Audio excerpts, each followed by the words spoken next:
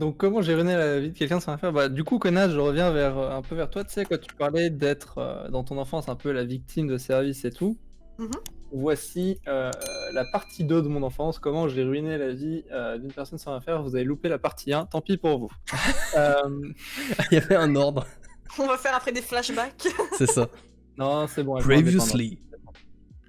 C'est juste chronologiquement, c'est dans cet ordre-là qu'elles me sont arrivées.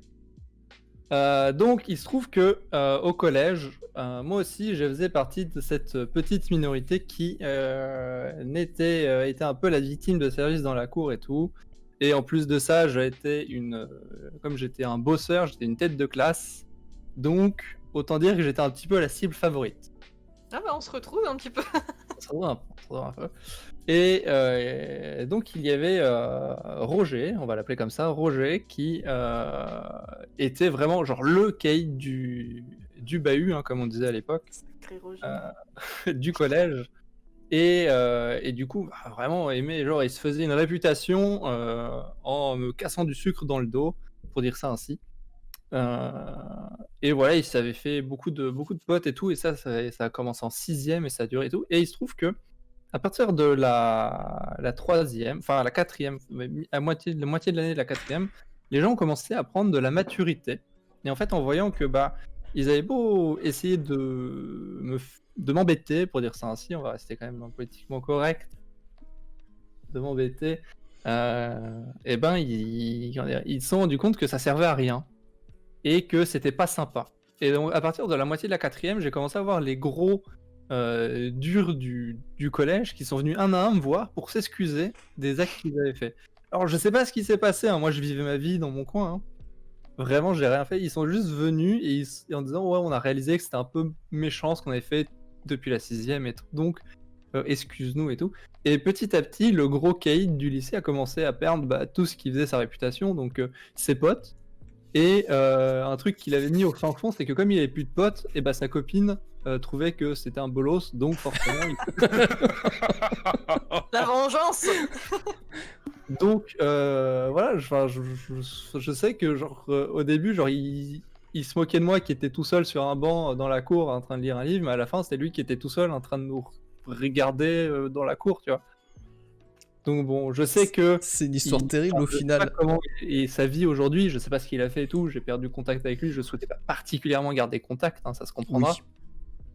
Mais je sais que vers la fin de 3e, il avait recommencé il avait un peu commencé à changer son attitude et ça a commencé à aller mieux, mais voilà.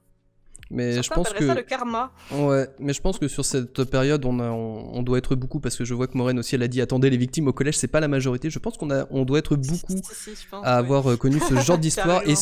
et un peu ce retournement de situation où certains prennent conscience parce que d'un coup, je sais pas, ils réalisent que, bah oui, en Alors fait, ça, leurs actions, leurs mots peuvent avoir un impact.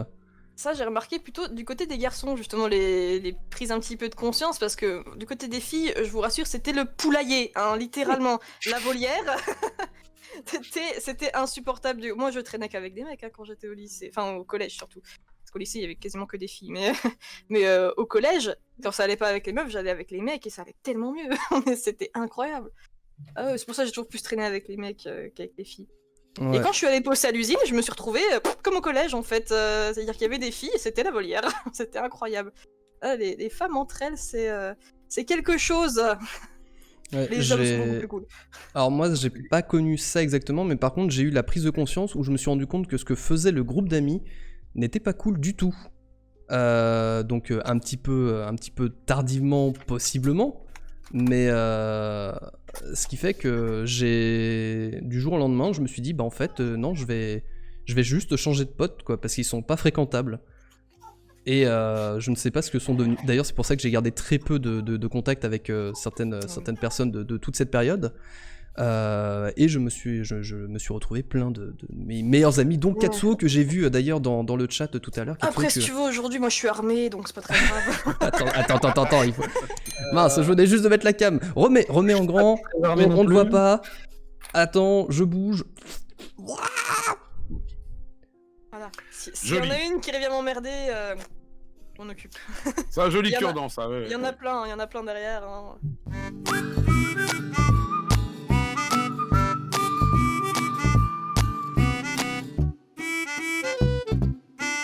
Ciao.